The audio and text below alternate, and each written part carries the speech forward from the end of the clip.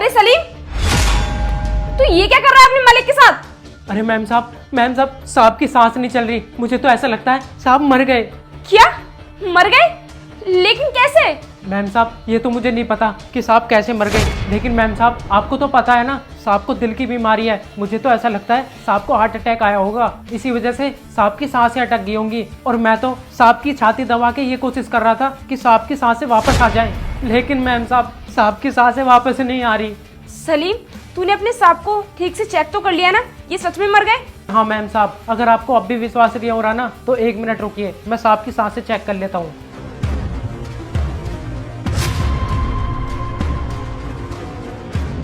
नहीं मैम साहब की सांसें नहीं चल रही। साहब कितने अच्छे आदमी थे।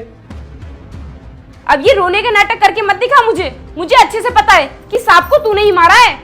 अरे मैम साहब, भला हम साहब को क्यों मारेंगे? साहब तो हमसे इतना प्यार करते थे, टाइम पर हमारी सैलरी देते थे। पता नहीं मैम साहब ये सब कैसे हो गया, लेकिन हम आपसे वादा करते हैं कि हमने साहब को नहीं मारा। अब मेरी बात ध्यान से सुन, अगर तू इस केस से बचना चाहता है तो किसी को भी पता नहीं चलना चाहिए कि मेरे पति मर गए। और हाँ, कल से तू काम पर भी मत आना। अब जा यहाँ से। ठीक है मैम साहब, मैं किसी को नहीं बताऊंगा। चल अब निकल यहाँ से।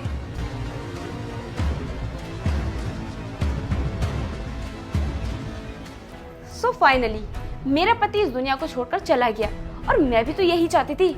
अब मैं एक काम करती हूँ, कॉल करके अपने बॉयफ्रेंड को ये खुशखबरी सुना देती हूँ।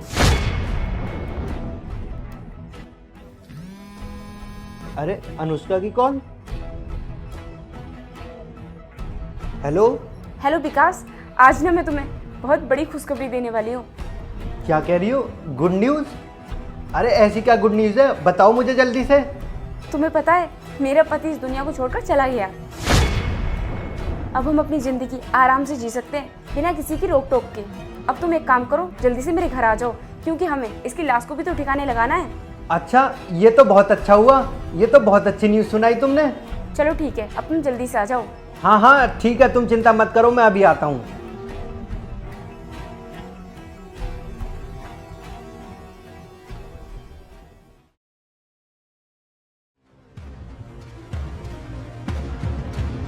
अब बताओ डार्लिंग, कैसे मरा तुम्हारा पति? यार ये तो मुझे भी नहीं पता कि ये कैसे मर गया। मुझे तो सलीम ने बताया था कि इसकी सांसें नहीं चल रही हैं। हाँ यार, ये तो बहुत अच्छी बात है कि ये खुद ही मर गया, वरना हम खुद ही इसे ठिकाने लगाने वाले थे। अब ऐसा करते हैं, जल्दी से इसकी लाश को ठिकाने लगा देते हैं कि इससे पहले कोई हमें देख ले। अरे लगा देंगे, इतनी भी क्या जल्दी है। मैं एक काम करती हूँ, इसके साथ एक सेल्फी तो ले लूँ, क्योंकि ये सेल्फी आखिरी होगी मेरी इसके साथ।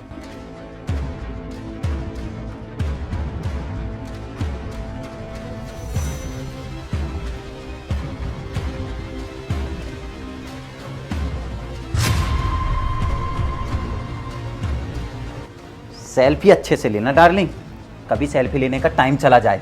राहुल, तुम जिंदा हो, लेकिन सलीम ने तो मुझसे कहा था कि तुम मर चुके हो।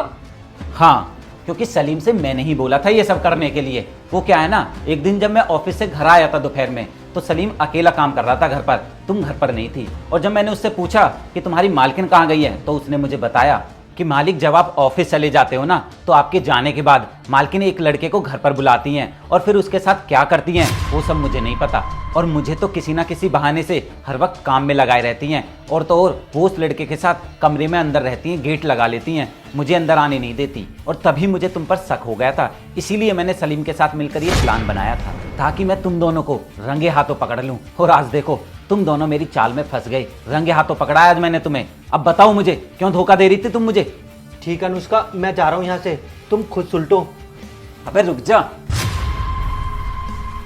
कहाँ रहा है?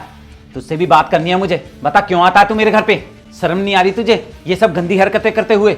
और तो तू इसके साथ मिलकर मुझे जान से भी मारना चाहता था, हैं? तुझे तो बेटा मैं जेल पहुंचवा कर रहूंगा आज, देखो तुम दोनों।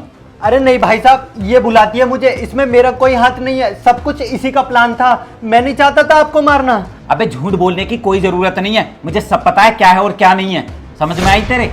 और जितनी गलती मेरी बीवी की है ना, उतनी ही गलती तेरी भी है साले, क्योंकि सब कुछ मैंने अपनी कानों से सुना था। तू भी इसके साथ मिलकर मेरी लाश को ठिकाने लगाना चाहता था, है ना? इसलिए बेटा कितने ही बहाने बना ले, आज तुम दोनों बच नहीं पाओगे। आज मैंने तुम दोनों को रंगे हाथों पकड़ा है, तू तो रुक बस। अभी मैं पुलिस को कॉल करके बुलाता हूँ और तुम दोनों को जेल पहुंचवाता हूँ।